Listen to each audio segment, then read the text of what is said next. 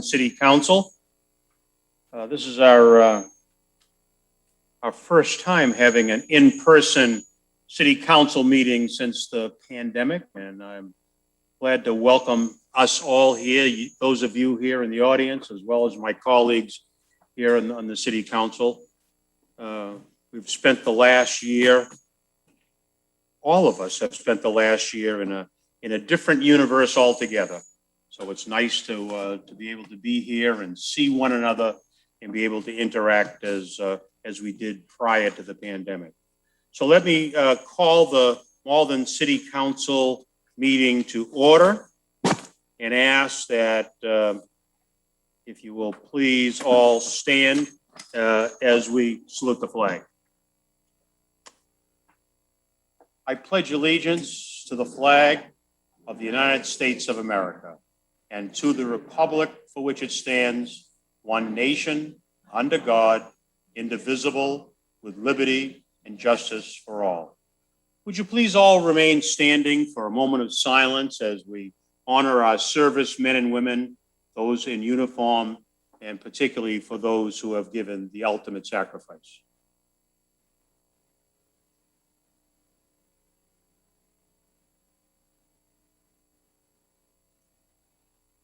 And I'm going to ask that you remain standing for another moment of silence. Our colleague, Councilor Paul Condon's brother, Bill Condon, passed away. Bill was a real big figure in our city of Malden, so close to all of us, and particularly close to his brother Paul. Bill is waked this evening at Spatafora Funeral Home, and his burial service will be tomorrow. So please, a moment of silence on behalf of William Bill Condon.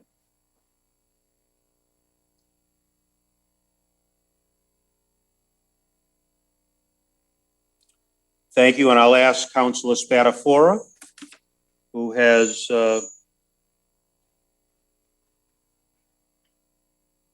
comment to make. Thank you, Mr. President. If we can remain standing for a long time, Ward 2 resident, Mr. Henry Pitts. Mr. Henry Pitts was 86 years old. A fixture in Ward 2 is certainly Italian Citizens Club, and I know Council Connor will be giving this moment of silence right now, but unfortunately he couldn't make it. So, Edgeworth, the last 2 or 3 weeks have had significant deaths, unfortunately, but Mr. Pitts will be sorely missed. He's 86, his past wife, Donna, lived in Malden his whole life. He's the proud father of William, Michael, and Donna, and he will be buried Thursday. So please keep your thoughts and prayers in mind. Thank you, Mr. President.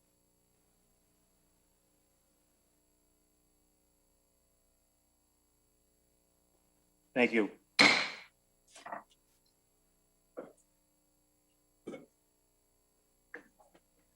Clerk, please call the roll. Kamel, Condon, Crow, Maria, Linehan, Murphy, O'Malley, Sika, Spatafora here. Winslow, Anderson. Anderson here. Thank you. Under the provisions of the open meeting law, for those of you who are in attendance, please be informed that UMA, formerly MATV, will be recording this evening's meeting. So be aware there'll be audio and video recordings of this meeting. And let's move to the first order of business. First order of business will be public comment. So Clerk Lucy, do we have any requests for public comment? I do. I have a couple. You have a couple? Okay.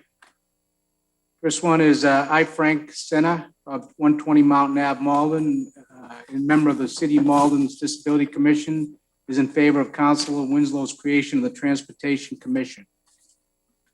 Another one, as a former chair of Mayor's Advisory Committee on Walkability, I'm strongly in favor of Transportation Commission for Malden, Sharon Santillo. Good afternoon. I'm emailing to write in my public comment. My address is 79 Boylston Street. I'm writing to support Council Winslow's paper calling to start the process to change the city charter to create the Transportation Commission that was called for in the long-term transportation study. Thank you warmly, Barbara Kim.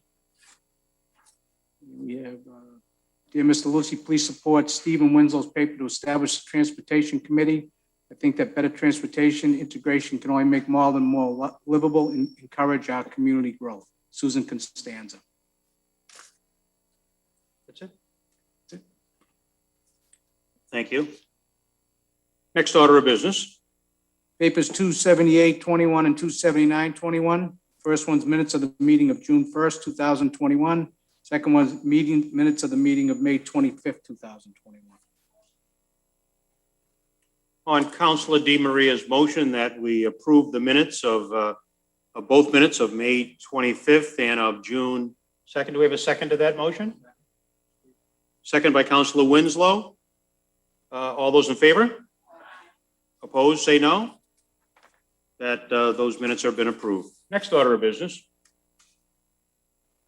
Public hearing on the fiscal 2022 budget. Thank you. Let me mention that we have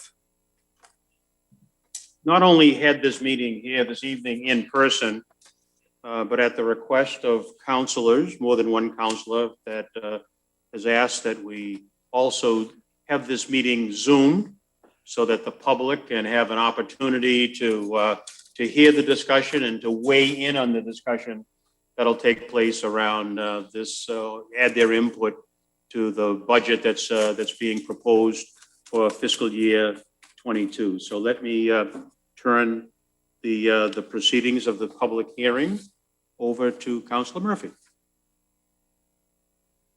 Councilor Murphy. Thank you, have the Mr. mic. President, and welcome everyone. As most of you know, this is a change from the way that we have conducted a public hearing on the budget in the past. Due to a meeting with the People's Budget representatives, their request that the public be able to comment on the budget prior to it being voted out of the Finance Committee. We took that into consideration and felt that it was a good change to make. So this is the first time that we are actually having the public hearing prior to the budget being voted out of Finance Committee. Due to the change of venue so quickly, last week being Zoom and this week being in person, we felt it important not to cut anyone out of the process, which is why this is also being Zoomed as opposed to just being held here in the chamber this evening. So we will open the meeting. Once again, this is a public hearing. This is not an interactive session where the council will be interacting with the public. We will be listening to the comments, okay? We would ask that everyone at least stay within a 5-minute timeline to make sure that we can give everyone appropriate time to speak. Okay. So with that, we will ask for who is monitoring Zoom? The city clerk will be monitoring Zoom, and I'll, as the president, will declare the public hearing open. Okay. And so I declare the public hearing open. Anyone wishing to speak in favor of the budget, please come forward and state your name and address for the record. Anyone wishing to speak in favor of the budget from the public, please come forward and state your name and address for the record. So it looks like we have a couple of hands that are coming in from Zoom. So Mr. Lucy, it looks like we have, so we're going to ask you to kind of bear with us. This is our first time of trying to have an in-person meeting and doing it at Zoom at the same time. So we're working our way through this technology. But the first order, the first person to speak, I guess, is Lauren Poole. Thank you. Can you hear me okay? We hear you fine. Please, Okay. give us your comments. My name is Lauren Poole. My address is 41 Rocky Nook. I'm here on behalf of the Malden Police Alternatives and Accountability to say there are some things to appreciate about the proposed fiscal year 2022 Malden City budget and much more that is needed to live up to our commitments and values. MPAA is a grassroots, all-volunteer community working group committed to promoting true community safety, accountability for law enforcement, and racial equity in Malden. Budgets are moral documents. Where we invest our money is where we invest our community. This year, MPAA started a People's Budget nonpartisan public survey to ask people who live and work in Malden how they think the city should spend its annual $185 million budget. The People's Budget was supported by other community organizations, including Malden Core, GMAC, Housing Families, Mystic Valley NAACP, Mass Senior Action, and First Parish Malden. 258 people took the survey, a cross-section of Malden representing all 8 wards, a range of races, ages, genders, and cultures. The results of the survey showed strong community demand for investment in human services, mental health, substance abuse prevention, diversity, equity and inclusion, youth services, the senior center, and emergency alternative crisis response. A majority of survey respondents also supported less investment in the police department. You can read the full People's Budget report at bit.ly/Malden People's Budget 21. Respondents also called for more transparency and opportunities to invite the public to the decision-making table. We are glad the city is making more info on the budget and city services available through ClearGov online platform. It's a helpful tool for those who want to learn more. The People's Budget team presented results to the mayor, his staff, and city council leaders in April. We asked for the results of the People's Budget to be taken seriously in the proposed budget and also asked that the city council hold a public hearing before councilors decide on changes or amendments and before it is voted on by the finance committee. Thank you for making this change, moving up the public hearing to where it is today, which is an important way to invite the community to the decision-making table. This budget from the mayor makes some important investments that follow the People's Budget results, which MPAA supports. These include more funding for diversity, equity, and inclusion, and funding for a civilian oversight panel for the Malden Police Department, a new human services coordinator position, and renaming the health department as the Health and Human Services Department. The budget flat funds for most departments with substantial increases in a few budget areas. This includes a $500,000 increase in the police department's budget, which we note does not follow the community input received through the People's Budget. Despite some progress in key areas, there is much more investment that is needed in Malden. Last year, the city declared racism a public health emergency. The twin pandemics of racism and COVID-19 mean that hundreds, if not thousands, of our neighbors are in crisis as rates of mental health crises and homelessness have shot up. The senior center remains closed and there is no permanent home for the teen center. Malden is also set to receive $47 million over the coming years in federal funds from the American Rescue Plan. These funds are not included in the proposed budget, but are a critical source of revenue to address these crises. We ask the city council and city leaders to hear the plea of our community for more help, more investment right now through both the operating budget and through the use of the ARP funds. Specifically, we ask the city to substantially increase funding for partnerships with community organizations addressing human services, mental health and counseling, domestic violence prevention, food distribution, substance abuse and rehab counseling, supporting safety and outreach to Malden's Asian community to #StopAsianHate and neighbor-to-neighbor mutual aid.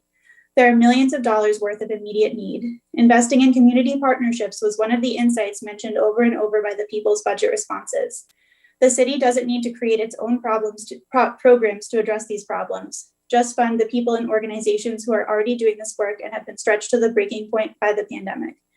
This is what it will take to make people safe.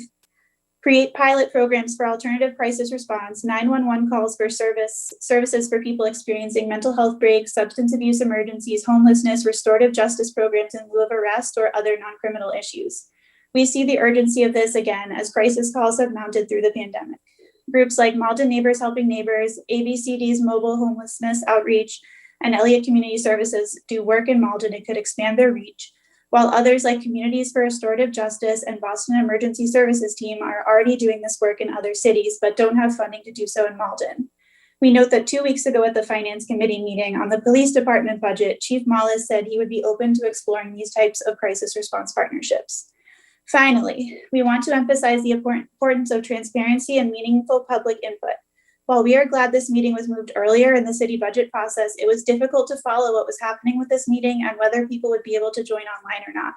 We urge the council to create an ongoing plan for accessible online options or hybrid meetings, like some of our neighborhood cities such as Everett are doing. It should also be clear and announced in advance where, when, and how public comment can be heard. We also ask for commitment to expand public input in the budget process. For example, could residents submit suggestions or requests for the budget while it is still being developed? Could the city budget narrative be translated? Additionally, it's clear that certain decisions that impact the budget are made at other times. For example, the council approved a new police contract earlier this spring, which dictated much of the police budget changes, but there was not an opportunity for the public to have any input on that because it was not clear what the financial impacts were at the time. We understand the council is involved in a public process to get input on the use of ARP funds. We need to ensure this is broadly accessible, there is language translation in partnership with the community, and that city leaders take action based on that input. Thank you for your dedication and your work on behalf of the city we love. Please invest in the needs of our community, take the opportunity to explore new options that the pandemic has shown us are so necessary, and honor the will of the people of Malden. Thank you. Thank you, Lauren, very much.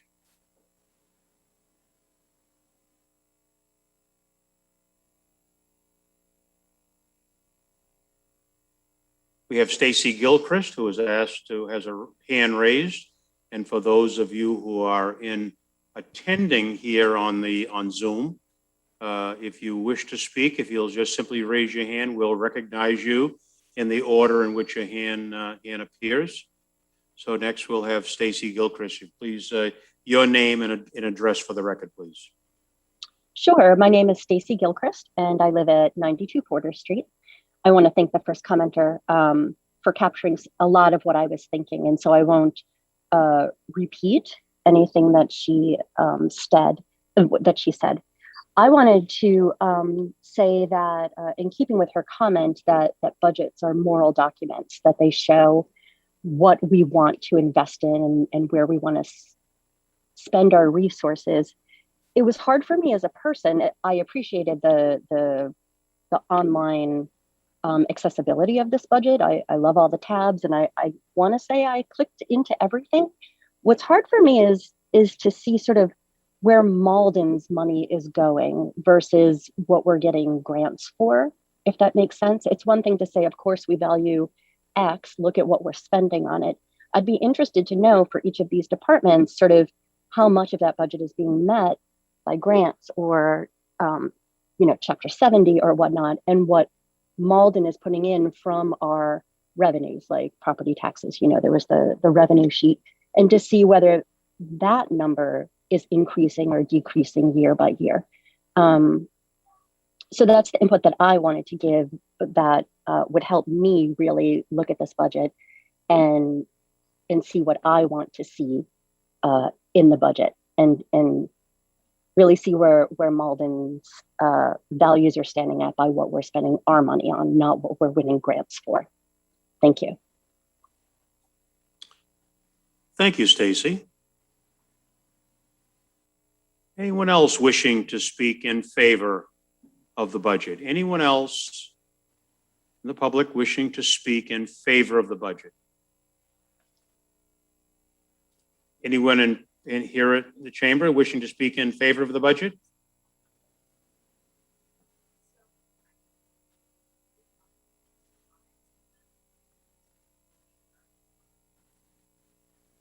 I anticipate your question.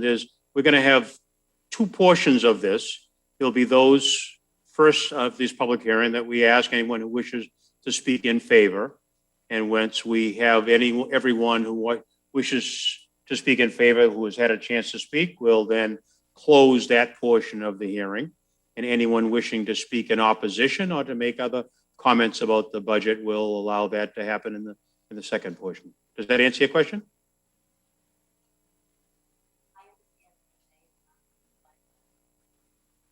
Why don't you come to the microphone and ask your question, please?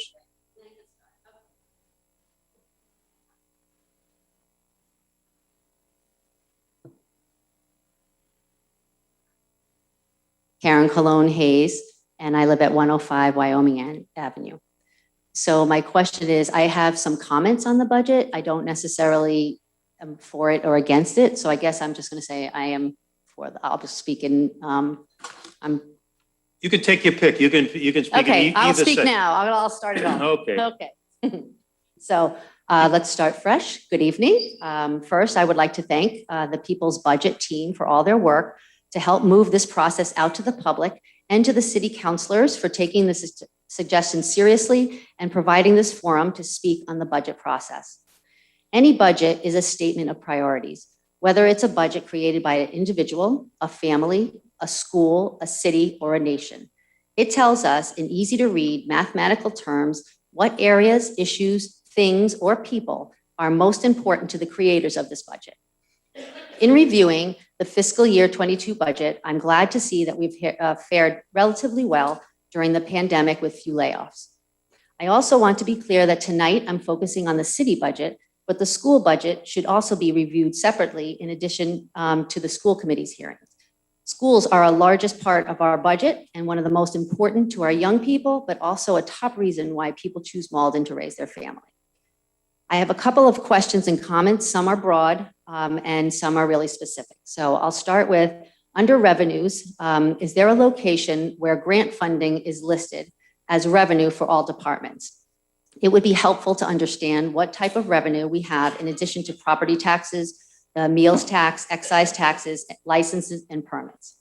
For example, I do not see a location for the CARES Act funding, what we have spent so far and what the plan is for moving forward with the remaining funding. Also, as Malden is an entitlement community, we are also about to receive an incredible amount of money with the passage of the American Rescue Plan Act, where somewhere in the $53 million range. What are the plans, short and long-term, to spend this money? 2, I noticed a few new positions, part-time assistants, and new responsibilities and increase in salary for the parking director and possibly new positions in the MRA when that merge happens. In a paper sponsored by Councilor Craig Spadafora and unanimously voted and passed by the full council, it was decided to publicly post all positions, whether they be part-time or full-time. Councilor Spadafora also asked for a list of all special status employees who received the stipend. I would like to be assured that the job postings are happening and that the stipends and special status employees could be shown in the budget. 3, in the last one, under the city, the senior center budget, there are 2 part-time positions listed at 19 hours each for a total of $27,664. Those positions were funded by a state formula grant and not to be listed, or I believe should not be listed in an overall budget for the city. Those positions ended in March of 2020, so I'm not clear why they're still listed under the senior center budget. If we move to list grant-funded positions, then this should be consistent across all departments. The budget process is something we should be taking steps to improve and including people with real lived experiences similar to the population in our city. So I'd like to once again thank you all and everyone who worked hard to present this budget for public review. Thank you, Karen. Anyone else wishing to speak at this point of the public hearing? Anyone else wishing to speak? Please step to the podium, mention speak your name and address for the record. Hi, I'm Kerry McDonald at 33 Pierce Street in Ward 5. Welcome, Kerry. Thank you, Council President, councilors. In this pandemic, I've seen, as many of you have, seen Malden pull together, help one another out, and it's been a real struggle that has just put the inequities in our community in bright lights and shown how much need there really is still right now. Urgent needs, homelessness, food insecurity, addiction, mental well-being, discrimination, bigotry, every day. I'm a nonprofit executive. I've been a state budget analyst. I've created budgets. I know that you have to make hard choices, ones that affect people's livelihoods, that affect their families. I know that's not easy. Most budgets start out with what did we do last year? Tweak a little bit, add a little bit here, and that's good. That's a good way to keep the core services running. But I think this moment demands more, and I want you to encourage you to support this budget and ask for more investment in some of the critical needs in this community. Some of the good, important investments that I see in this budget from the mayor include a new human services position, more funding for diversity, equity, and inclusion, the Civilian Oversight Board, a grant writer. I think there's so many grants that the city could be going after with that kind of support. Support for lead line replacement. Those are all important investments for the city. And there's so much more that we could do. The pandemic is not over, and even when it is, the hangover of job loss, trauma, mental and physical health crises will remain. With the funds that the city has in cash right now, could you request that the city make direct donations to the food pantries that are feeding our neighbors, or to the substance abuse treatment programs that are helping out our families? With unused federal dollars from last year's CARES Act, According to the February presentation you all received, could we create grants to help folks in our community start programs that could stop Asian hate and bigotry that have folks scared to go out of their houses? Can we make an investment, a one-time investment in the affordable housing trust that you've created that could use some capital? Can we fund a study on what a permanent new home for the teen center could look like and pull them apart from the senior center and hopefully get that open soon? I know I hear that a lot, as I'm sure you do. So these are things that I would urge you to do that you could do right now, changes you could request in the budget. Because I also recognize bigger things that could have more impact take more time, which would mean we'd have to start talking now if we wanted to be able to vote on them this time next year. Here are a couple of things that I've seen that our neighboring communities do that I would love to see us talk more about. I'd urge us to talk about. Medford and Melrose both have offices of environmental sustainability or energy efficiency and a sustainability manager to help ensure that the city's climate action commitments are taken seriously. There's opportunity for energy efficiency funding that really gets out there and climate resilience in the rising risk of natural disasters. Melrose has a Birth to 5 program that supports families with young children and connecting them to other parents and community resources. Everett and Somerville have branch libraries. And these are critical points of internet access for folks who don't have internet at home. Somerville has a venture loan fund, which provides gap financing to small businesses, startups, women-owned businesses, minority and immigrant-owned businesses, and worker-owned businesses. Revere has a citywide 311 number that anyone can dial to get help with city services and an Office of Innovation and Data Management that looks at those calls to make the city more efficient, effective, and transparent. We don't need to reinvent the wheel on everything. But there are some places where we need to be bold and imagine what our city could be and imbue that sense of possibility in our neighbors. I want to echo the other comments of the importance of an engaging, positive public process about the American Rescue Plan dollars, close to $50 million. And I particularly urge us to partner with those community-led organizations that are doing the human services, mental health, substance abuse, homelessness, and emergency crisis response work right now. So I hope that we'll be able to use either funds from the operating budget or those funds for those purposes. I just want to note that I appreciate the fact that this hearing has been moved up as a member of the People's Budget team. I think that shows goodwill. Yes, it was a moving target to figure out how to actually participate in this meeting. And I also appreciate that coming out of the pandemic, we're all figuring it out as we go. It's important to extend each other some grace. So I do that. I hope that coming out of this pandemic, it's time to be bolder as a community, more imaginative, more inclusive, and put our money where it is most needed. Thank you. Thank you, Kerry. Is there anyone else who would like to speak at this point? Anyone else wishing to speak in favor of the budget? Anyone else wishing to speak in favor of this budget? Hearing none and seeing none, I'll declare that portion of the meeting. We have a written comment. Mr. Lucy, please. Greetings. I'm writing this comment to strongly urge the Finance Committee and the City Council to consider the results of the 2021 Malden People's Budget Survey when finalizing and approving the 2022 city budget. The results of the survey from 258 respondents showed a clear desire for additional public funding spent on human needs, such as mental health, housing, food security, and community care workers, and less public funding spent on the current model of policing. It has been passed clear for the last year that our current model of policing does not keep our community safe and actively harms our Black neighbors. Therefore, it is prudent for the city to consider the voices of its residents and move to reduce funding for the current dysfunctional model of the police force and move funding to basic human needs that will have immediate impact on people's lives. Budgets are moral documents, and Malden's upcoming budget seems to reflect positive values in helping and protecting its most marginalized and vulnerable community members. Thank you, Joshua Bruckner. Thank you, Mr. Lucy. That's the last of the written comments there. Okay, we'll declare that portion of the hearing to be closed. Anyone wishing to speak in opposition to this budget? Anyone wishing to speak in opposition to this budget? Please come forward and state your name and address for the record. Good evening. My name is Nate Bay-Cupel, 15 Village Court. I used to have a colleague who would say, show me your calendar and your budget, and I'll tell you what your organization truly values and believes in. How we spend our time and how we resource what we care about can and should tell a story about, in our case, what the City of Malden values and believes in. The FY22 budget is a story of a city whose identity is changing, a year marred by loss, but also an opportunity to write a much richer story for the future. One that acknowledges the long-term impact that the dual pandemic of COVID and racism may cause on future generations. And the good news is that the additional funding is on the way, but we as a city need the infrastructure and process to ethically and equitably allocate it.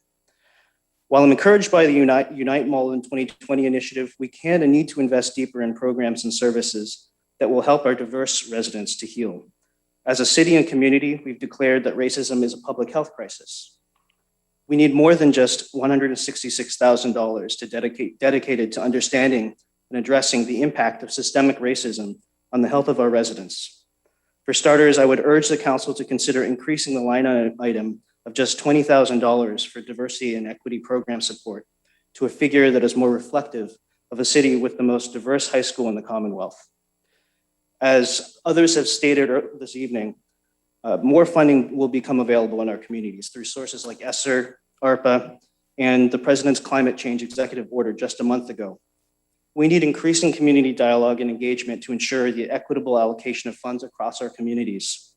And that starts with continuing to offer channels within our city government that allow the public to continue to participate.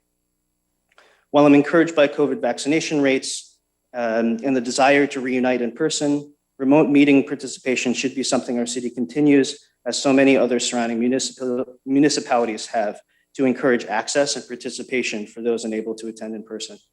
Thank you. Thank you, sir. Anyone else wishing to speak in opposition to the budget? Anyone else wishing to speak in opposition to the budget?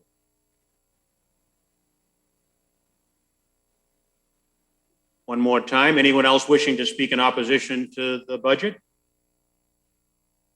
Hearing none and seeing none, I'll declare that portion of the meeting to be closed. Councilor Murphy? Let me just liven you up here, Councilor Murphy. Thank you, Mr. President, and thank you everyone for your comments. We certainly have heard them. It's wonderful. Everything's taped because there was a lot of content in each of those speeches. So we'll certainly be able to go back and listen to them in more detail and kind of pull out the pieces that we might be able to do something with. So as you all said, and just for the general public, the OPER and the ESSA funds, it is quite a bit of money. We will be talking about how to utilize those funds and incorporate not only what we can do in the city with those funds, but how we can work with existing organizations that can help us in the food insecurity and the homeless situation. We'll also be looking at how the state, what programs they're coming up with, and how we can integrate our needs with the programs that will be authored at the state level. Because although Malden is getting, as you pointed out, somewhere in the $50 million range, the state is getting in billions. So they will be setting up a number of programs. So there's going to be a lot of coordinated effort that is going to need needed on both sides to make sure that we can point people in the right direction of where resources exist. We can take advantage of resources to couple our funds with them to have the best outcome for all of the citizens of our city, but also hopefully the Commonwealth itself.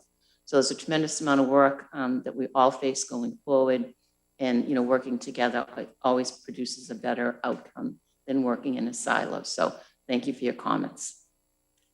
Thank you, Councilor Murphy, and thank you for those of you who have made comments both for and against the budget. And as Councilor Murphy has mentioned, we appreciate the opportunity to hear from you, and we'll take those comments into consideration as we finalize this budget submission that's been made to us. Therefore, I'll ask the clerk to go on to the next order of business. Paper 280-21, livery license Stephanie Licona, 205 Bryant Street, one livery, it's new. On Councilor Seeker's motion that we refer that to license. All those in favor say aye. Opposed, say nay. That'll be referred to the License Committee. Next order of business.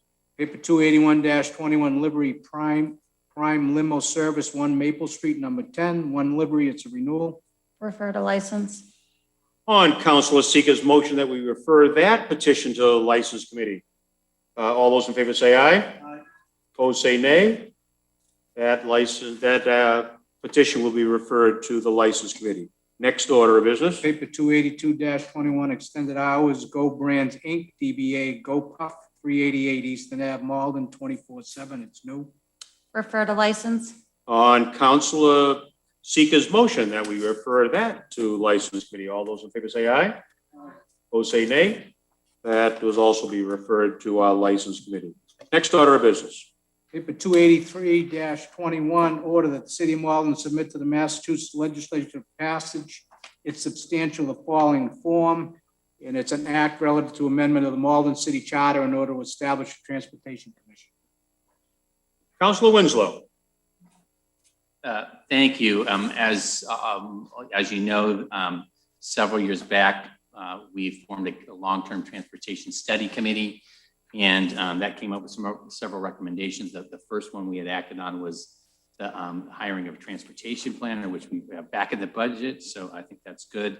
The second aspect was really looking at traffic commissions, and we had come up with a proposal, and we had raised it. In that time, the city was looking at charter changes, and so we sort of hold back on any proposal for changing our charter related to traffic commission because of the overall charter review. It seems at this point, it doesn't, the charter review is not moving forward as quickly as we wanted. So I wanted to advance this paper sooner because we've been waiting a long time. So why is this the time to have a transportation commission for Malden? So Malden's Traffic Commission was created in 1947, just after the end of World War II, as many communities like Malden adapted from being rail and streetcar suburbs to accommodate the private passenger vehicle, diesel buses and trucks.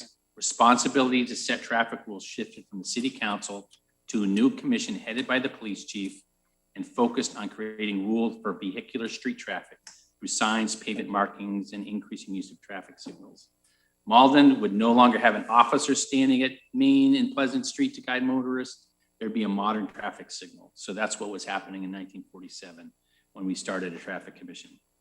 As hard as Malden tried to adapt to the motor vehicle, tearing down homes, downtown businesses, and even Malden's first city hall, and building parking garages and wider roads, it could not stem the tide as families and eventually shops moved to new post-World War II housing neighborhoods and malls designed to make the car king. Even the arrival of the Orange Line to downtown Malden in 1983 did not revive the all-American downtown that people knew of the 1950s. As we sit today for the first time in this new city hall that was built to reopen Pleasant Street to auto, foot, and bike traffic and really try to make our city multimodal again down here, the Traffic Commission is currently comprised, lasts as an outdated remnant of those early post-World War II days. Though we do not need to tear down entirely the structure of the Traffic Commission, I think it's time, and our committee report really talks about creating a transportation commission that will be more reflective of what Malden needs for mobility for the 21st century. Over the past decade, the city has created a parking department, which has led to new approaches to better use our scarce downtown parking and will soon be expanded to handle our downtown parking garages. The council adopted a complete streets policy under the leadership of Councilors Murphy and Crow, and that recognizes our streets are more than for just vehicular traffic. They need to be safe for the 40% of Maldonians who don't use a car to get around, including our seniors who walk and take buses to our neighborhood businesses and appointments, our students who walk, bike, and take the bus to school, and the many people in Malden who commute by Orange Line. We're funding a transportation planning position to have the expertise to allow our city to secure funds for that more multimodal future. The long-term transportation study committee, which Councilor Spatafor, Crow, and I participated in, carefully studied what other communities in our region have have done in terms of transportation committees. Based on that research, the proposal that's before you and we would put before the voters would be to create a transportation commission that sensibly keeps the expertise of our city engineer and police department, but would add the expertise we have now for the parking and the transportation departments that we will be developing. There'd be 2 citizens appointees to help keep this new commission focused on ensuring the safety and ease of travel in Malden, more through design and construction of complete streets, and less as in the past through rules and ticketing. I urge my fellow councilors to support this proposal for a charter change to make these timely changes that will make our neighborhoods and business districts more pleasant and safe for all residents. So, that's what I put out there. So like I say, it's based on that study, and I think it's just, we waited along for the charter reform to go. I'd like to just get this out there, get this moving, and now that we're bringing in a transportation planner, creating this Office of Strategic Planning and Community Development, and we have a parking department, it's really just time to update who's on our commission and what this focus is. So that's what I put out there, and I appreciate the effort of the people on the committees, and I urge the committee to go, my councilors to go forward with this. Thank you. Thank you, Councilor. Councilor O'Malley.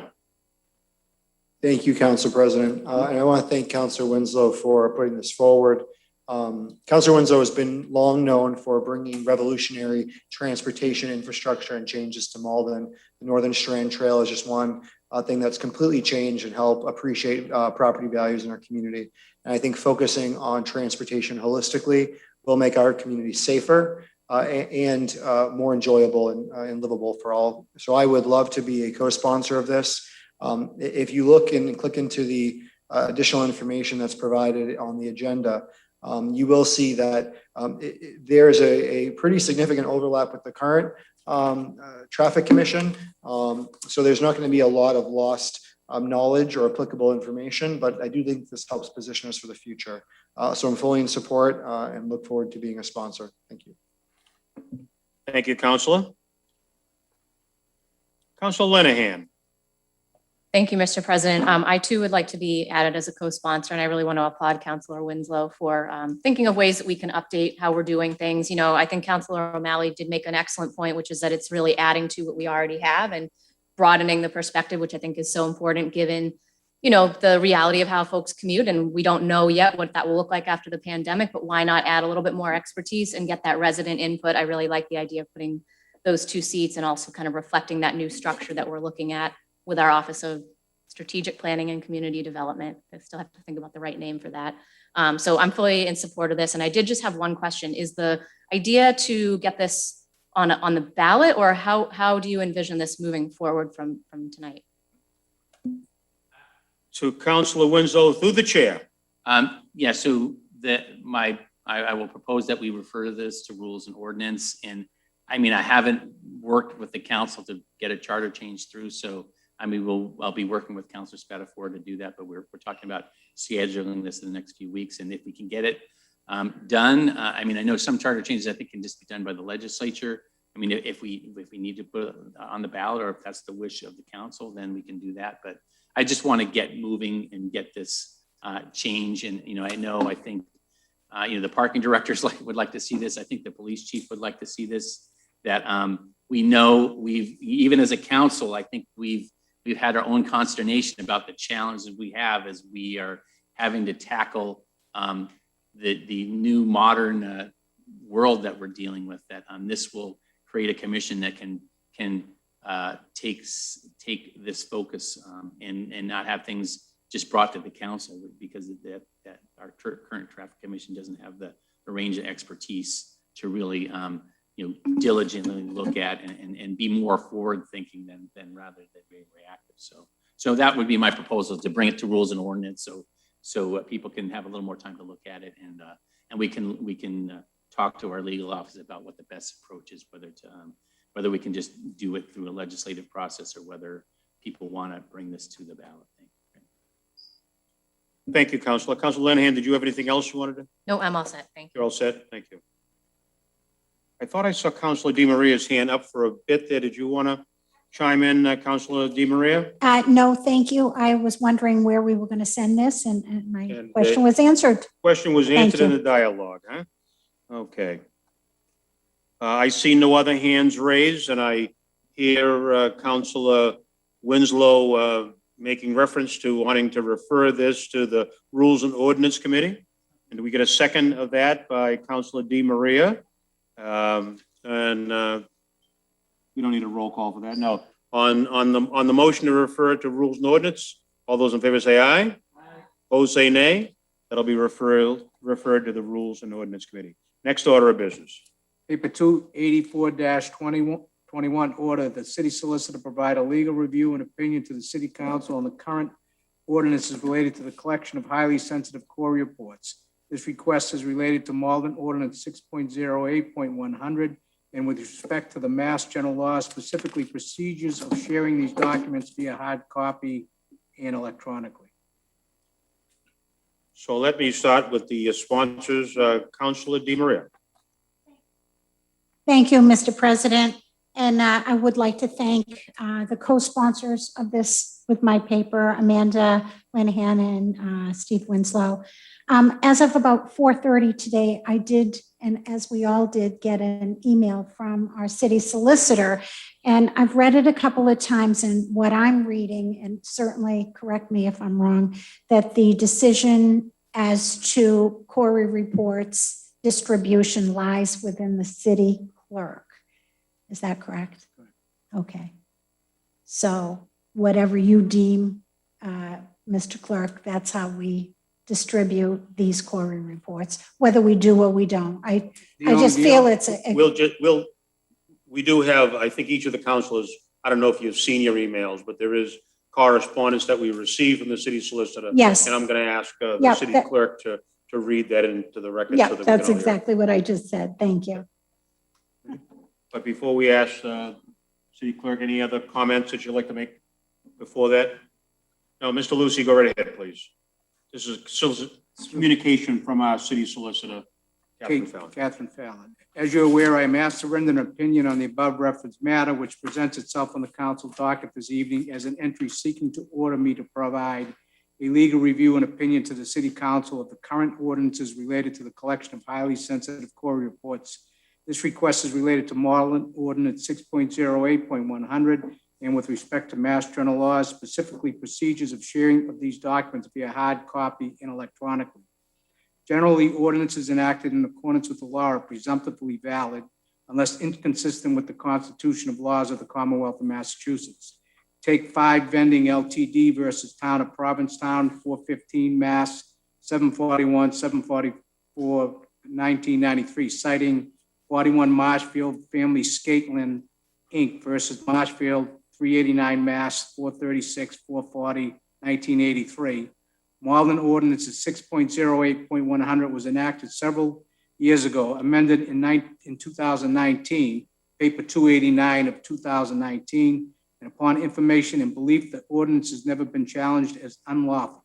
In addition, the city clerk manages the application process for the city council, including undertaking collection and sharing of records. Therefore, questions regarding procedures of sharing documents must be directed to the city clerk. The city clerk is presumed to be conducting these activities consistent with the city clerk's own policies and procedures.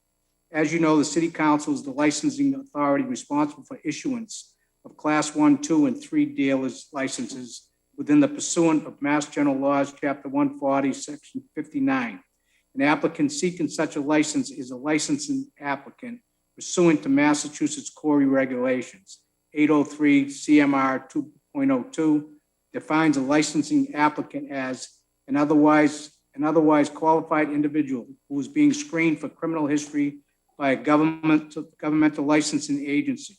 Licensing applicant, as referenced in 803 CMR 2.00, includes new and renewal license applicants as well as current licensees. Licensing for purposes of 803 CMR 2.00 also includes licenses, permits, or certificates issued by government agencies. The city council in this context as a licensing authority has required standard access to Corey information in accordance with 803 CMR 2.05 However, it is not the requester because Corey reports are provided directly to the city clerk by the applicants themselves as part of their application. Several provisions in the Corey statute permit or sometimes requires disclosure of Corey information. The provision applicable to this particular analysis is contained in Mass General Laws, Chapter 6, 172A3, which provides in part that a requester or the requester's legally designated representative may obtain criminal offender record information for any of the following purposes: to evaluate applicants for a professional or occupational license issued by a state or municipal entity. Consistent with the provisions of Mass General Law, Chapter 6, 172A3, the city requires an applicant seeking a Class 1, 2, or 3 license pursuant to Mass General Law 140-59 to submit a Corey report in the application process. The process by which this occurs internally is conducted by the city clerk. The city clerk segregates the Corey report from the application documents. The city clerk provides documentation to licensing committee members, which may include a Corey report in the event issues are raised in the Corey report about which committee members should be made aware.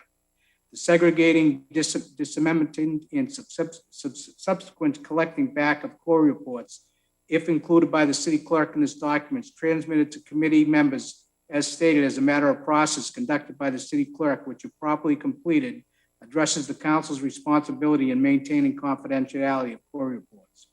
As stated, procedural questions are more suitably directed to the city clerk, whose role is to conduct these activities, including transmission and collection of documents and records on behalf of the council and council committees. Pursuant to 803 CMR 2.15, the city clerk is permitted to disseminate Corey information to those individuals authorized to receive the information for review, who need to know the information in connection with evaluating eligibility for a license, which in this instance includes the licensing committee members. Corey information is permitted to be disclosed by the city clerk to members of the licensing committee who must vote on recommendations regarding the applications under their consideration. The Corey information, if transmitted by the city clerk, is only applicable to and used for purposes of the licensing committee's responsibility to assess applications. It is not otherwise permitted to be disseminated, and Corey reports and information are exempt from disclosure under the public records law. After review and recommendations made by the licensing committee to the full council is the ultimate arbitrator of decisions to allow or deny applications. The council's licensing decisions are discretionary, and in exercising this discretion, a licensing authority may take into account other factors affecting public interest and welfare. Cumberland Farms, Inc. versus City Council of Marlborough, 88 Mass Ave, Apps, Connecticut, 5.28, 2015, citing Scudder versus Selectmen of Sandwich, 309 Mass, 373, 376, 19410, and Kidder versus City Council of Brockton, 329 Mass, 288, 290, 1952. It is likely this was the rationale undergirding the amendments enacted by the City Council in 2019. Thank you, City Clerk. Thank you for that. And so you're the guy. Okay, that's great. And I do want to thank our city solicitor. I think we all learned something tonight. So that's great. Thank you for your research. I move to Place on file. place on file. Thank you. On the council's motion to place on file, all those in favor say aye. Opposed say nay. This document will be placed on file. Next order of business. Paper 285-21, order be hereby ordained in Chapter 2, Section 6.08.070, the revised ordinances of 2020 be amended by adding social and economic empowerment applicants and preferring minority business and owned applicants for a retail cannabis license. The sponsor of that is Councilor Spatafora. Councilor Spatafora. Thank you, Mr. President. Thank you, Mr. President. This is, just to give everybody a little background, this is a request that has come from the Cannabis Committee. It was actually started under Mr. Hogan. He was the chairperson of that committee, which I believe was a meeting back in November of 2020. I always forget there's a year of COVID, so I forget to make sure the date's accurate. But in that meeting, there was a couple of recommendations made to update the ordinance. And like most ordinances, they're a living, breathing document.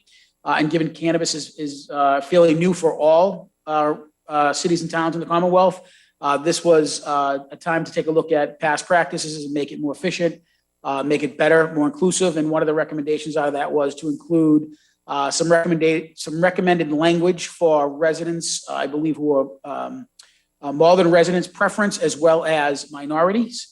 51% ownership, I believe, was that. And so there was a communication, just to give everybody some update, there was a communication that was given by Chairperson Hogan at that time, which came to the council, I believe, in January of 20. Thank you, Clerk Lucy.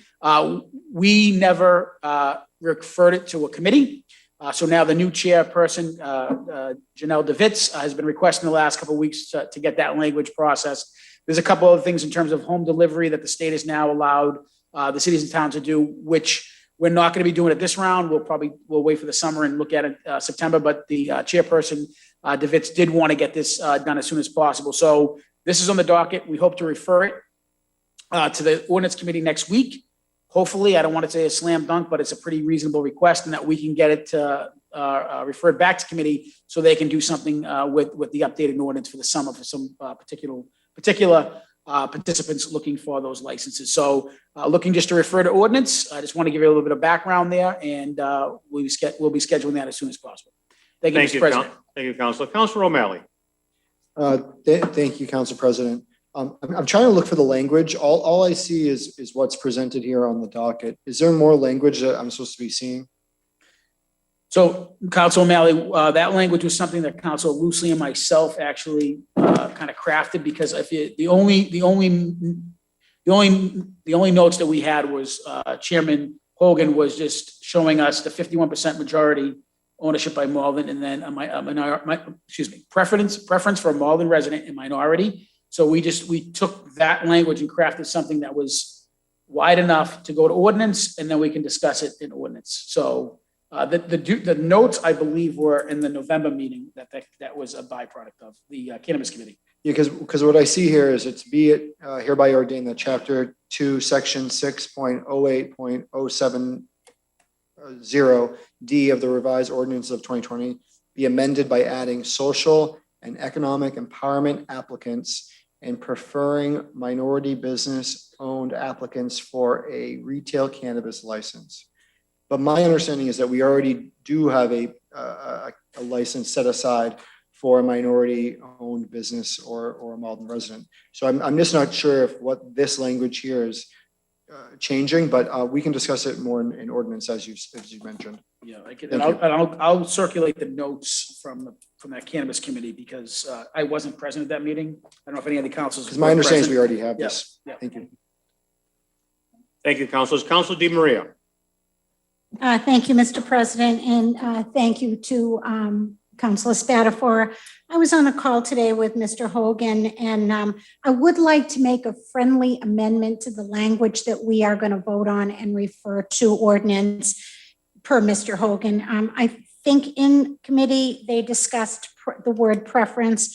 So my friendly amendment would to change that to designate. I think it's a little bit stronger, and I think that's what the CLEC has decided to talk about. So I do make that amendment, and I certainly would second your motion to. Thank you. Thank you. We got another hand raised. Councilor Sika. Thank you, Mr. President. Councilor O'Malley, we definitely have a fifth license that is for social economic empowerment or a Malden resident, but I think it's more to do like the 51% of a Malden resident. We didn't have particulars for that particular fifth license, and I think this makes it a little bit more, you have to live there for so long. I think if I remember correctly, I don't have it in front of me, but I think that's what this was back in the fall, that we were trying to discuss the ownership of the company and things like that. So I think that hopefully that answers your question. We definitely have one license that's supposed to go to social economic empowerment or a Malden resident. I think it's just fine tuning some particulars on it. So thank you. Thank you, Counselor. So we have a motion to amend. Would you restate your motion to amend, Counselor Di Maria? Let me just, there we go. Would you please? Thank you. So it's order 285-21, where it says preferring minority business owners. It should say designate, so that it's a little bit stronger word, and that's an amendment to the order that we'll be discussing. So that would be my motion to amend. You're saying designated minority business? Designated rather than preferred. And that was in discussion with Mr. Hogan today. I think the CLE. So I know that through what used to be called the special office, SOMBA, out of the state, there are designated Right. minority-owned businesses Right. and women-owned businesses. Right. And so Correct. you're Yeah. looking to have the preference go to a designated minority-owned business, which means that the principal of the business needs to have at least 51% ownership, Correct. and that person be a designated minority. Correct. business. That's what- Minority owned. There we go. Yeah. Everyone understand that distinction? And we have that motion to amend that. Councilor Murphy. Yes, I guess I just want to see if I can clarify, I guess as a point of information. So currently we have a fifth license that can go to a Malden-owned business. No, Resident. a Malden resident, okay. So what I heard Councilor Seeker say is that we're trying to qualify that, and I saw it, Councilor Di Maria, I don't know if you were holding your hand up saying 5 years, you had to 5 live in years. Malden. Yeah. So that's good, but are we saying now that this particular license has to be designated to a minority-owned business? No, okay. Two different. So do we have two different licenses? So we adding a, okay, I'm confused because how can you? For clarification, let's go to Councilor Seeker. Sorry. Point of, So the fifth license that we have 5 licenses. The Right. fifth license was supposed to be for a social economic empowerment or a Malden resident. So Okay. that one could be either or. It doesn't necessarily need to be, one could be, it could be go to a Malden resident, or it could go to a social economic empowerment. social economic, which is designated. Yes. Okay, I got it. Thank you. I was Yes. just a little confused there. We're not adding another, Okay. not Thank you. at least not until the new census comes out. Okay, thank you very much. Thank you very much. Thank you, Councilor Murphy, Councilor Di Maria, Councilor Spatafora. So just to give a little bit more clarity, because I'm reading some of the notes. So the state determines, there's a definition by the state for social economic empowerment. They have their own. So what the Cannabis Commission wanted to do was to send a message and create opportunity. And what they put in was 51%, which we talked about, at least 51% owned minority-owned business. And the second part of that was same license, but the second part would also be for a Malden resident, and that Malden resident would be at least owned by at least a minority owned by 51% of the company. So it's one license, but they're taking the definition that was at a much higher standard that the state had, which they wanted to clarify to Councilor Di Maria's point and make it a stronger to make it better for somebody that resident Malden in a minority, if that makes sense. Councilor Lenahan. Thank you, Mr. President. I'm sorry. I think I'm now more confused. So does this disadvantage someone who's been disproportionately affected by the war on drugs by giving a higher level of preference so we're putting Malden residents and women and minority-owned businesses above economic empowerment? Okay, thank you for clarifying. We all clarified, everyone? Can I just say one thing? We're not putting Malden residents above social economic empowerment. That license will go to one of the two, either a social economic empowerment or a Malden resident. Either or. Either or. So it's not one going over the other.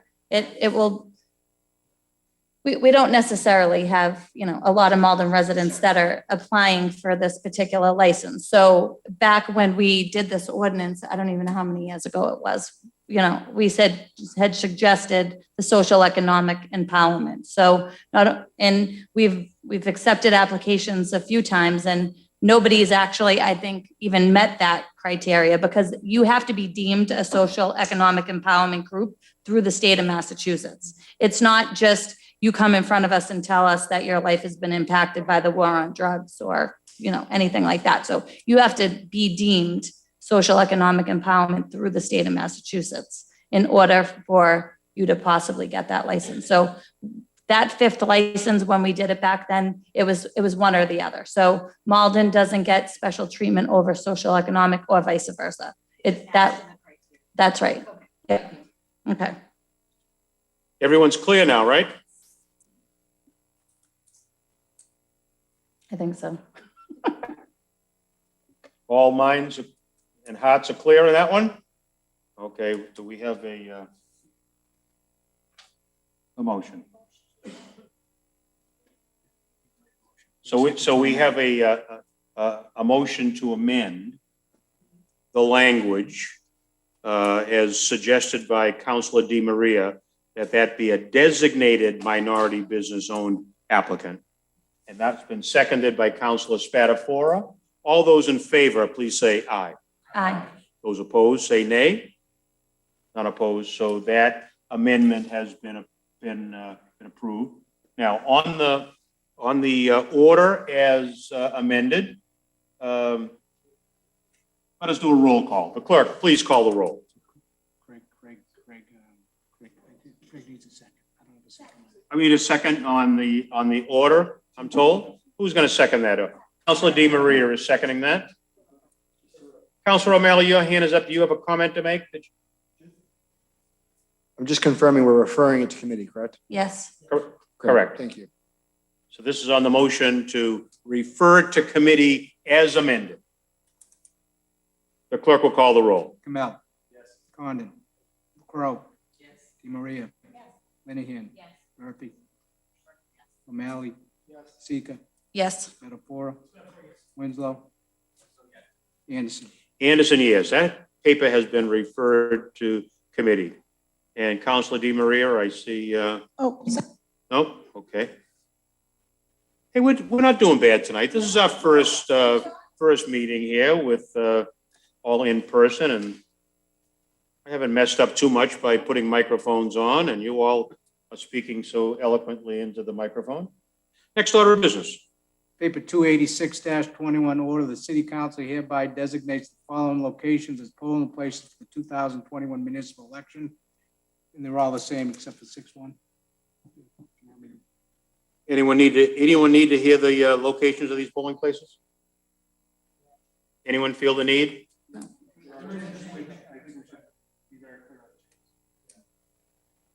I think we're saying we don't need to hear that. Is that right? No. Councilor Winslow, your hand is up first. Yeah, no, I just do. I mean, especially because this is the very precinct that I vote in. Just noting that precinct 6-1 is voting in a new location, Club 24 on 787 Salem Street. So I really want to thank the clerk's office, and Carol Ann is here, and Greg for making sure that happened, and our facilities department for installing the necessary ADA improvements, and Club 24, the organization itself, and Paul Hammersley for making sure that that was able to happen. It's a change, but it's still very convenient for Ward 6 voters. So appreciate all the effort that went into that. Thank you. Councilor Kamel did have his hand raised, but he said, well, that's right. Councilor Winslow said it all. So he didn't need to say any more. I see no other hands raised. So on Councilor, we'll say it on Councilor Winslow's motion to adopt, seconded by Councilor Kamel. The clerk will please call the roll. Kamel. No, yes. Condon. Crow. Yes. DiMaria. Yes. Linehan. Yes. Murphy. Yes. O'Malley. Sika. Yes. Spatafora. Winslow. Anderson. Anderson, yes. That order has been adopted by the full city council. And next order of business. Paper 287-21, order the appropriation enumerated below, being in the amount of $150,000 be appropriated from the Community Preservation Act Fund for the following project: Wallace Park Wall Restoration, $150,000 from Historic Preservation Reserve. Total appropriation $150,000. Councilor Murphy for the paper. Thank you, Mr. President. Clerk Lucy, would you mind reading the mayor's letter? We're actually going to refer this to finance. It is time sensitive, so we will handle this next week and refer it back out. You don't have it? Yes. Okay.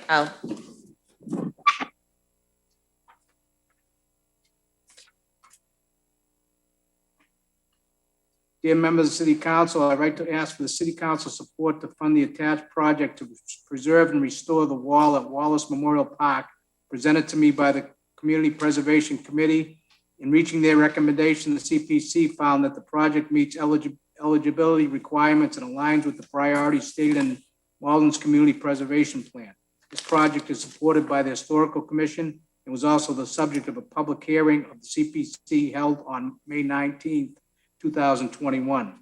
The city proudly recognizes this memorial park as a cultural and agricultural resource of historical significance in the inventory of the former BB Junior High School site, part of the BB estate, as documented on file with the State Massachusetts Historic Commission. It is located at the corner of Highland Ave and Pleasant Street, and the site includes our Spanish-American War Monument. The proposed project includes the preservation and repair of the wall, specifically by the replacement of those stone capstones that have been removed and or have been fallen behind the existing wall and remain on site. Again, I fully support this request and believe that it supports the Historical Commission's ongoing commitment to identify and preserve Malden's historical resources. I'm attaching the CPC's fund recommendation, and please let me know if you have any question. Thank you for your consideration. Thank you, Mr. Lucy. So Councilor Murphy. As I said, we'll refer this to finance, but Finance Committee, we will be dealing with this next week immediately so that we can get it out before we recess. Thank you. We have a couple of hands raised. Councilor Winslow. Yeah, no, I think this is a great paper. I mean, this is a great project that's being funded by the Community Preservation Act that the people of Malden adopted several years ago. And, I really appreciate these historic walls. Many of them been built in the 1930s as WPA projects. And some of this stone may very well have been quarried right here in Malden. So I think these are real historic assets that we need to maintain. And it's great that we have the resources to do something that we hadn't had in the past. So thank you. Thank you, Councilor Winslow. I think if from the chair, I'll just say that I think we can all be very pleased with our ability through the Community Preservation Act to have money set aside so that we can deal with these preserving our community in these different ways. And this is a good example of that. Most appropriate. Councilor Spatafora. Thank you, Mr. President. I just want to echo Councilor Winslow's thoughts too. This is also this is something that besides the historical value, which is the significance of keeping that wall and the beauty of that park. It's a very natural, serene park. Changed a little bit when they updated BB School to a more modern one. But that wall has stood this test of time. I actually live right across the street from it, and I've unfortunately seen that wall start to deteriorate. And if you get the opportunity, it's one of those walls, like Council Winslow said, it's probably over 100 years old. It could have been quarried here. I know they're looking to find that quarry to match that stone. Some pieces we have, unfortunately, some pieces we don't have. But more importantly, this is really a testament to the Malden Historical Commission. This is their second time going for this grant. They went for it originally when we first passed the Community Preservation Act, and unfortunately their packet wasn't complete. They didn't have a good estimate. It's not easy to get an estimate on stonework like this and craftsmanship. So they went back to the table. They were pretty persistent. They didn't give up. So I want to certainly call out Michelle Romero, who sits in that committee, Barbara Tolstrom, Mr. Tremendozzi. I'm probably forgetting a couple other members of that, but they took pause. they found a craftsman, they're looking for that, and I really think it's important that we preserve walls like that, not only for the beauty of it, but certainly the historical value. So I want to just put my support before the Finance Committee next week. I'm not part of finance, so I don't know if I'll be in it, but want to at least support it publicly, and also, like I said, them stepping up and making sure that they kept this on their radar, and it's a testament. So thank you, Mr. President. Thank you, Councilor. Councilor, you mentioned the supporters. One of those, the first you mentioned, was City Planner Michelle Romero, who happens to be in the audience. Michelle, would you stand for a round of applause for us, please? Come on, Michelle. How about a round of applause for Michelle, huh? I didn't even know she was here. Let's see who else I can embarrass tonight. Oh yeah, we do have some other people in the audience here that I'd like to acknowledge as we move along here. We've got a few candidates who have taken out paperwork for running for the elected positions that are coming up. I see here in the front row is Michelle Luong, who's taken out paperwork for the Ward 7 City Council seat. Thank you for being here, Michelle. We see beside her Karen Cologne Hayes, who is running for Councilor at Large. Karen, thank you. Carrie McDonald, who's running for Councilor at Large. Stand up so we can see. Yeah, that's right. And I see my I guess I can call him my successor and my former Councilor of Ward 7, who's here, Chris Simonelli, who's standing in the back. Okay. But, is he running?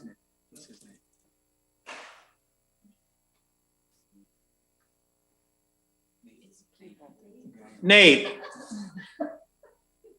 I don't know you, but stand up so we can all. Hello, Nate. I don't know you.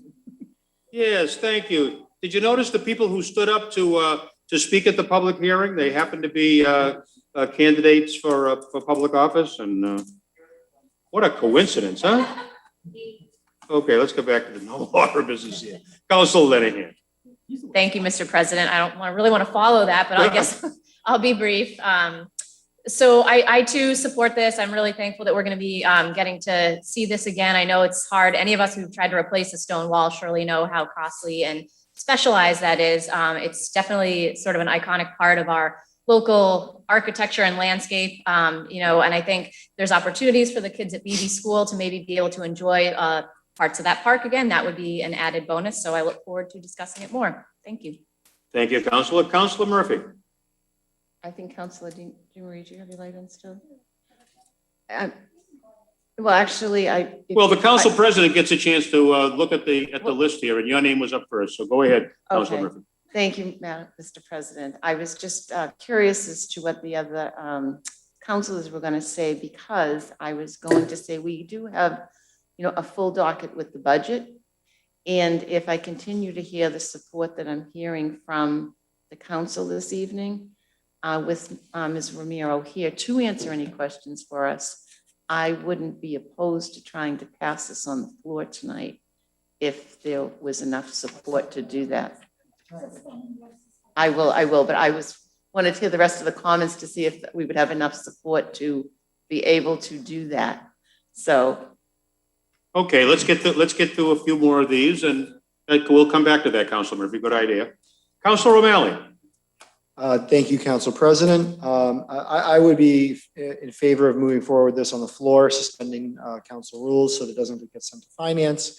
One thing I would say is I would urge the city and the petitioners to try to use as many city resources, like through the DPW or other city resources in the engineering department, to try to save as much public tax dollars as possible. I think it's a great project, but there's no reason why we can't use the great staff and skill sets that we have here in the city. So fully in support, but it would be great if we could get more city involvement. Thank you. Thank you, Councilor. Councilor DiMaria. Thank you, Mr. President. I just wanted to echo many of my fellow councilors supporting this expenditure this evening. This is exactly what our community preservation money is for. And I'm very happy that it's doing these great projects that the Historical Commission is pushing forward. I do have a question for Michelle.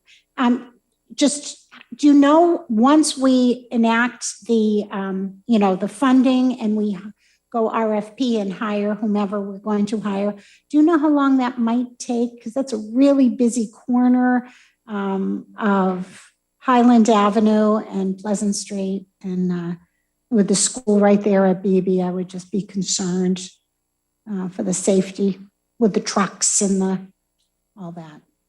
Thank you. Michelle, would you please? Thank you. Michelle Romero, City Planner. Thank you for taking this up tonight. I'm thrilled. I also do have if anyone is interested, I could log into Zoom and give the formal presentation on the project that was given to the CPC committee. I don't know if you need that or you're ready to move forward without it, but I could show you pictures and describe more in detail the work that's going to be done. I have that. If anybody's interested, I can do that. But back to your question. I think all of our technicians who can tell us how we could put it up on the Yes, screen. and I could even help you lowering the screen and home. whatnot. If you want to, it's up to you. If you're willing to do it without it, that's great too. But I only have, unfortunately, one paper copy, but I could log in, as I said, and give you the presentation. Councilors, do you want to see if we can get it up on the? No, we don't. I don't think we're going to need it. Go right ahead. Or I can email it to you. That'll be Somebody fine. said, okay, great. I'll do that. Thank you. So back to the question, I believe that we were hoping if the project was approved for the funding, if the appropriation was approved, that we would be, and we're working with local historian and architect David Hancock. He's the consultant to the Historical Commission, Malden resident as well. We would be moving very quickly to do the RFP to identify the specialized contractors that could work with Mr. Hancock, who'll be managing the project, and do that over the summer and get this started hopefully for the fall. I don't know, the construction schedule, if it might possibly get pushed to next spring, I'm not sure. I think this is moving along, very quickly, which we're thrilled at, but I believe we were looking to begin towards the end of the summer. Thanks. Any other questions for Michelle? No. Councilor Murphy? Motion to suspend docket rules to pass on the floor. On Councilor Murphy's motion that we suspend docket rules for the purpose of passing this evening, do I have a second on that? Councilor Di Maria seconds that. On the motion, all those in favor say aye. Aye. Opposed say nay. Rules are suspended. On Councilor Murphy's motion that we adopt this order, and seconded by Councilor Di Maria, the clerk will please call the roll. Kamel. Yes. Crowe. Yes. Di Maria. Yes. Linehan. Yes. Murphy. Murphy, yes. O'Malley. Yes. Sika. Yes. Betafora. Winslow. Yes. Anderson. Anderson, yes. That order has been adopted by the full city council. Next order of business. Paper 288-21, order that the mayor be authorized to sign and record the attached confirmatory deed relative to Trafton Park. Councilor Kamel. Great, thank you very much. So this is a statutory requirement to finalize the grant process that we went through for the work on Trafton Park. And I want to thank the legal department for their work here. Such an old property, the paperwork is sort of fades off into the mists of time. So this is it's a requirement just for us to completely nail down that we actually own it, and I know we do. And I've also, and I want to speak for myself too, Councilor Winslow has requested to co-sponsor this, and I'd be happy to have it. Thank you. So I would move for this to be approved tonight.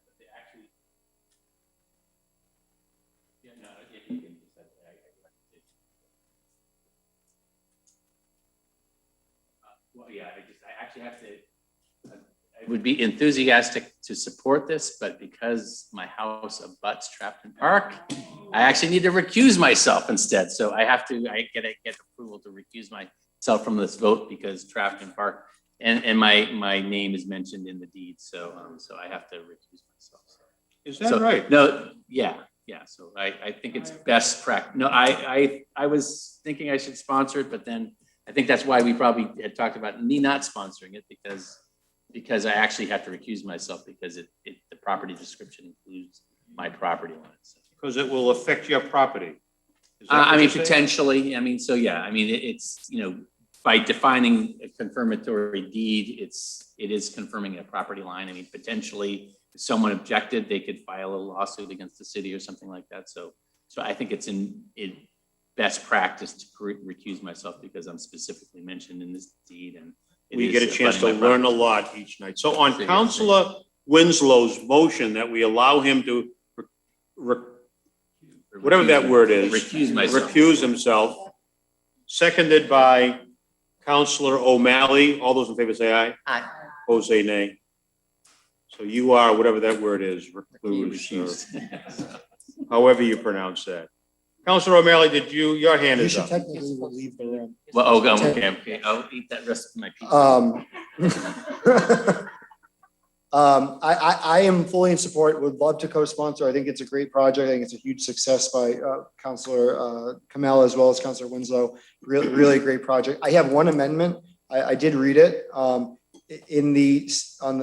page is this? On the second page, the second to last paragraph has a Scrivener's error where it says Janelli a distance of 114.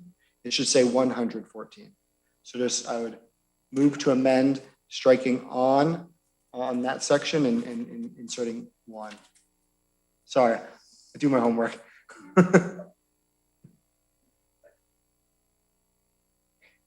So was there a motion to amend? And there's a second by Councilor Kamel. Is that what I'm hearing? Yeah, I need to have him read that again to me.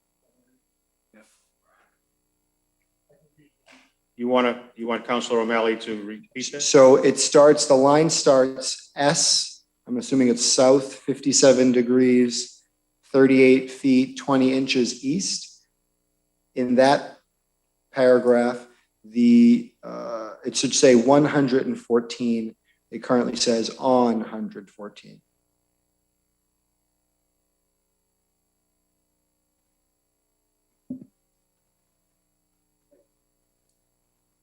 So on the motion to amend, seconded by Councilor Kamel, all those in favor say aye.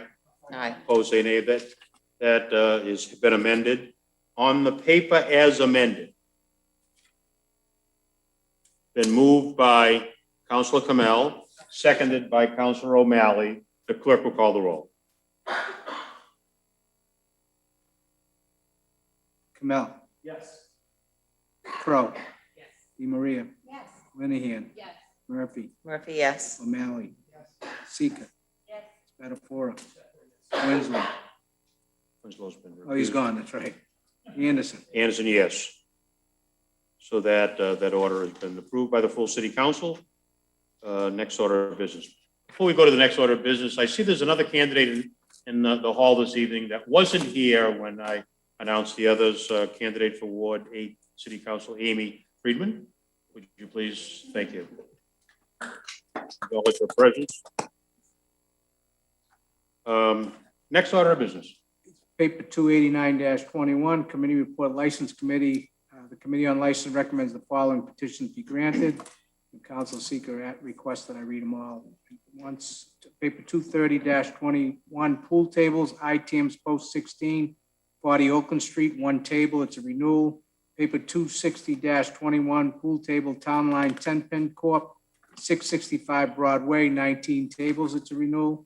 Paper 231-21, secondhand dealer, AM Design Jewelry, 664 Salem Street, it's a renewal. Paper 259-21, Class 2, licensed Top Cars Motor Group, Inc., 259 Main Street, 35 cars, it's a change in name. And paper 261-21 Bowling Alley, Town Line 10 Pin Corp., 665 Broadway, 48 lanes. It's a renewal. On Council Seeker's motion that we receive the committee report, all those in favor say aye. Aye. Opposed say nay. Committee report is received. Councilor Seeker for the committee. Councilor Seeker. Thank you. Motion to grant? On Councilor Seeker's motion that we grant these petitions en masse, seconded by Councilor Murphy. Yes. All those in favor say aye. Aye. Opposed say nay. Those licenses are granted. Next order of business. Docket is clear. The docket is clear. For anyone wishing to speak on personal privilege, Councilor Crowe is the first to raise her hand. Councilor Crowe. Thank you, Mr. President. I just wanted to remind people that Monday, this coming Monday, June 14th, is Flag Day. And we have been celebrating Flag Day at Bell Rock Park for many years now, and we will be celebrating this Monday at 5 p.m. at Bell Rock Park. We do have some members of the Malden High School band, not the whole band, can't do that.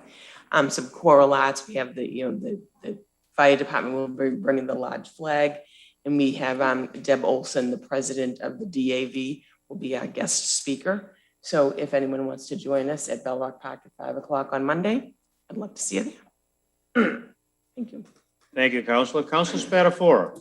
Thank you, Mr. President. I just want to give a shout out to Fire Chief Bill Sullivan, who did his annual Firefighter Memorial Remembrance Day. It's an event I believe they started, I think he said over 125 years ago in the city of Malden. It is a celebration of life for the firefighters who died in the line of duty, and also those who have retired and unfortunately passed away.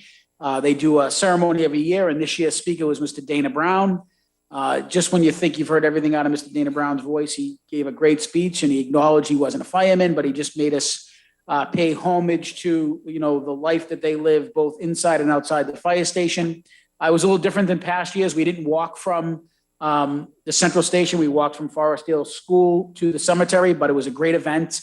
I actually liked the shorter walk, I'm not going to lie. It was a little hot that day. But I just want to thank Mr. Sullivan for carrying on that tradition. He did a great job. I think his first year as chief, we didn't have it last year, so I don't think he had the opportunity to do it. And I want to thank Mr. Brown for a great speech. And also it was great to see his parents out who had not had the opportunity to leave the Davenport estate, I think, in over a year. So great to see some familiar faces. And it was a great event as usual. Thank you. Thank you, Councilor. Councilor O'Malley. Thank you, Council President. I just wanted to, I'll start by saying for Councilor Crowe that there is a cannabis community meeting that will be held June 9th at 6 p.m. here at Malden City Hall, and it's on a potential cannabis license at 36 Charles Street. So in room 105, which we're all still learning which rooms are that. In addition to that, I do want to urge the council and the council president. I do think that it is in the best interest of our community and all of our residents, no matter what their abilities are, to have some form of remote participation. Even as we saw tonight, there were over 24 people on Zoom, more than are here in person.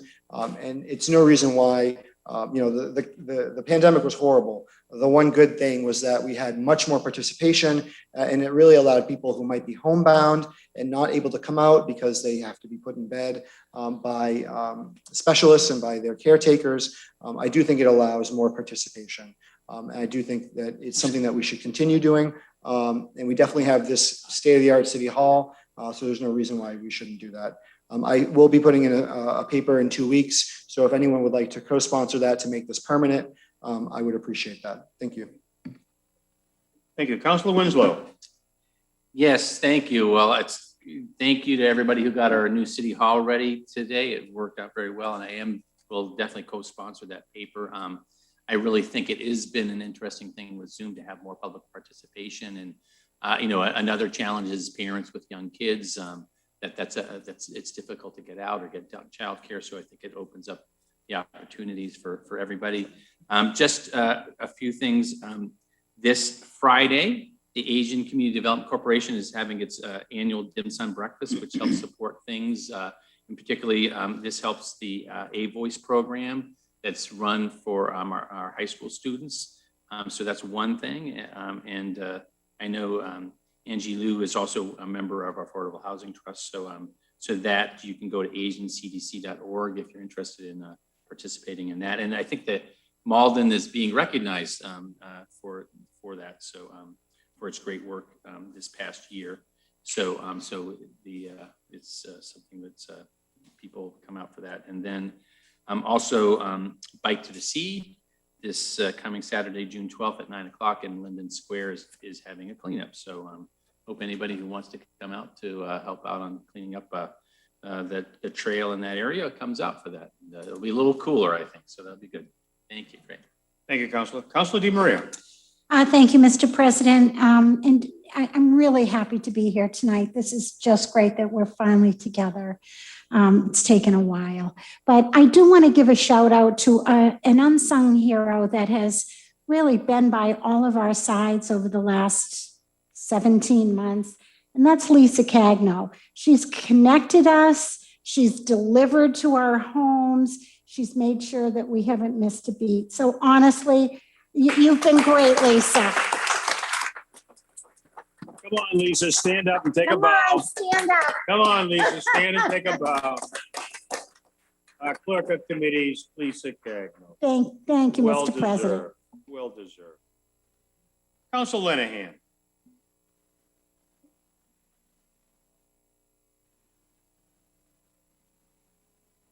Let me try you again. You keep turning it off, so I won't touch There it. you Okay, go. thanks. Sorry.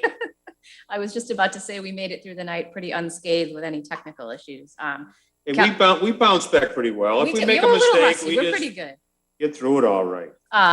Yes, and I want to thank the public for their patience. I think there was a little bit of confusion today about how to access all the different meetings, but between all of us, I know Councilor Crowe and I were here yesterday trying to learn how to use the system in the room, and a lot of the City Hall staff. Just want to do a big shout out to everyone who's helped us to get back in person.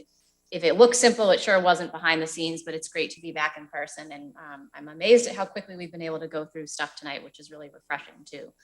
So I just quickly wanted to give a plug for on Thursday night, still on Zoom, not in person yet. The Mayor's Advisory Group on Obama's Pledge is going to be having a public meeting. You can go to cityofmalden.org to get the Zoom link. That's going to be showcasing all the work that our community group has done on reviewing the use of force policy alongside the Malden Police Department. Councilors Winslow and Anderson sit on that as well as several audience members here and a really, really diverse set of community members. And of course, Maria Louise sitting in the back. We've had a lot of people helping us this year to get this effort underway.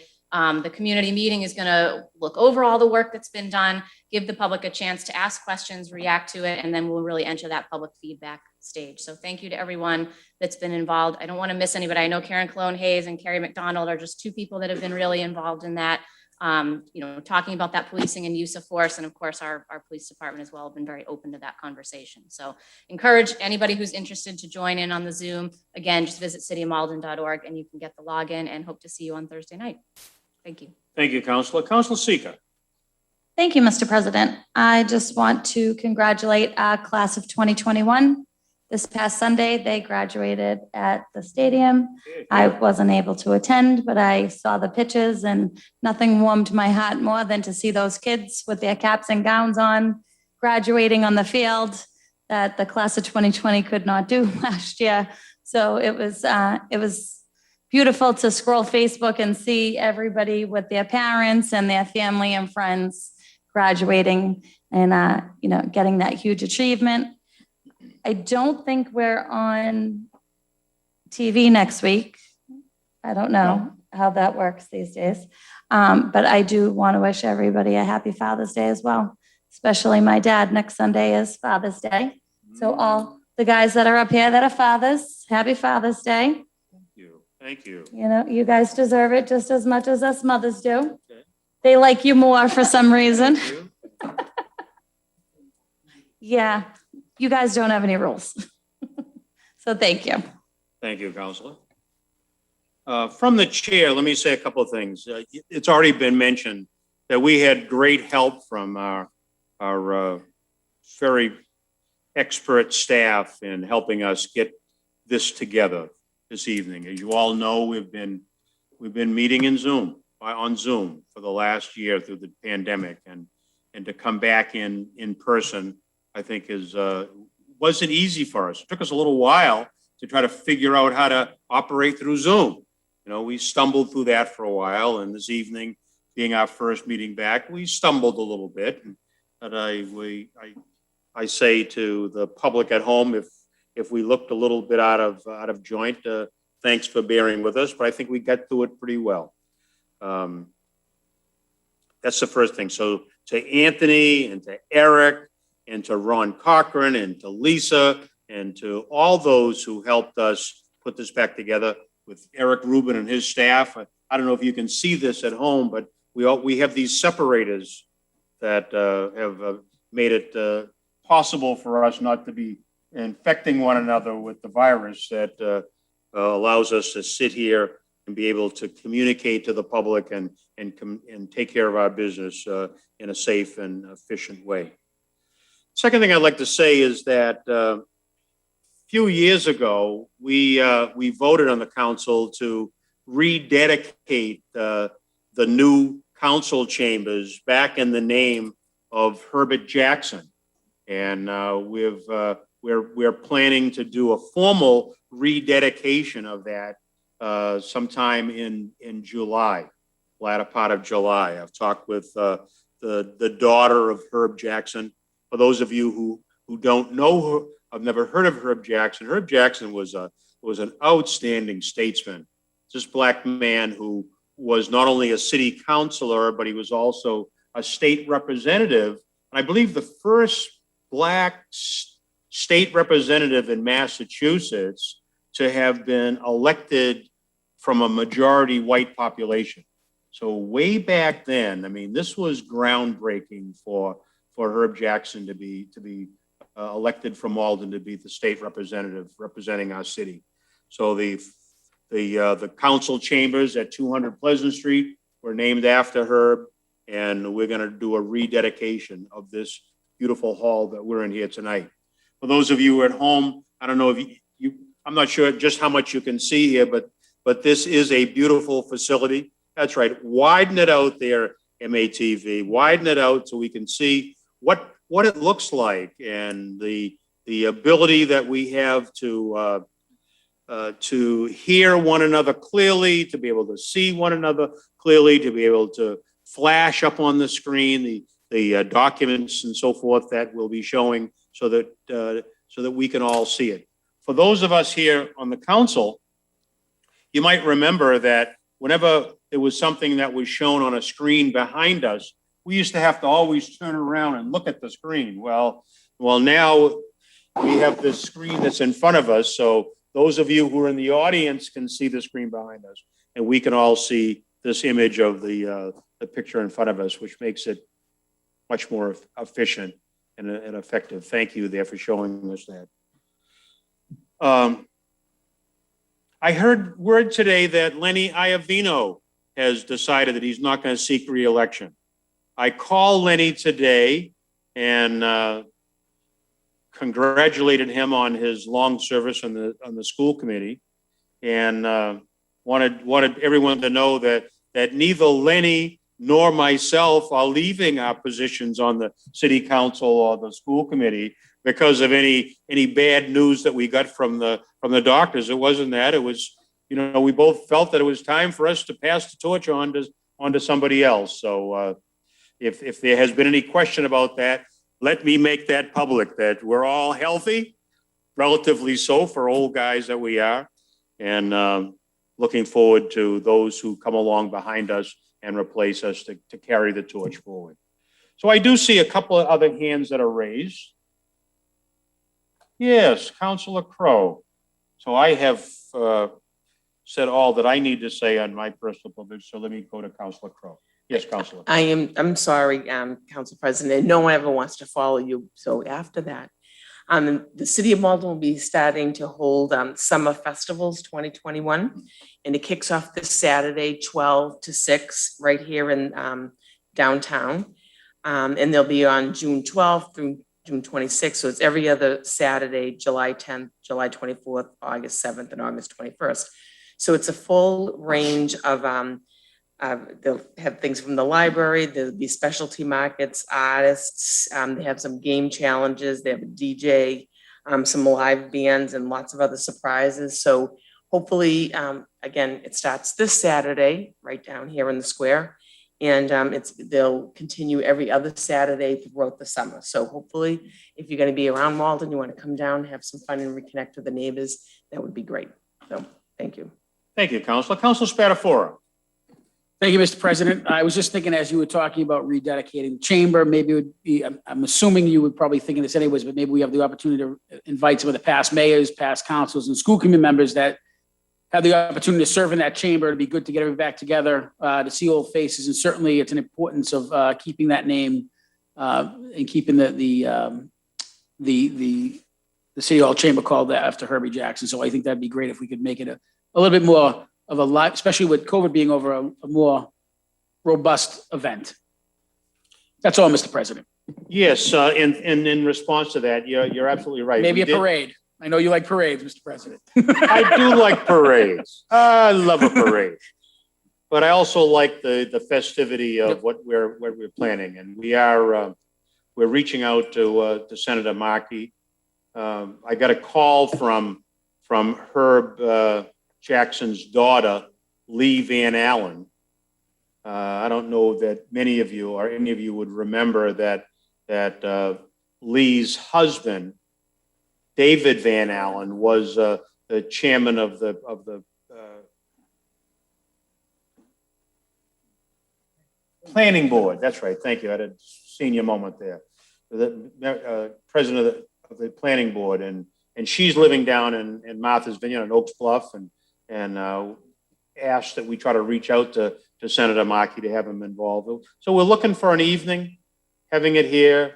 We want to do something by inviting the public in to talk about this great guy, this great statesman as he was.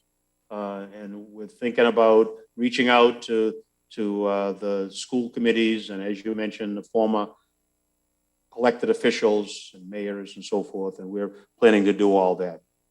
I'm also reminded that we've got Juneteenth celebrations that are coming up. Juneteenth, as you all know, and maybe the public, many of the public know, is the kind of the celebration that African Americans celebrate this opportunity when after the Emancipation Proclamation was signed in 1863, it was 2 years after that slaves were still, Black Africans were still enslaved for a couple of years, and it's following the signing of the Emancipation. So it was on June 19th in 1865 that the word finally got to those that were in Texas, and it's referred to as Juneteenth. So here in Malden and throughout Massachusetts, there'll be celebrations.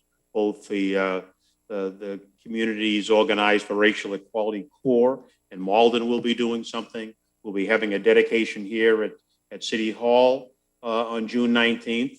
I believe a few days before that, before the public schools end for the year, I think there will be something going on at the high school. So stay tuned for those Juneteenth celebrations that are coming up. I see no other hands raised. All minds and hearts are clear. So I will look for a motion that we adjourn, and that is coming from Councilor Murphy moves that we adjourn, seconded by Councilor Crowe. All those in favor say aye. Opposed say nay. We are adjourned. Thank you, everyone. Good night.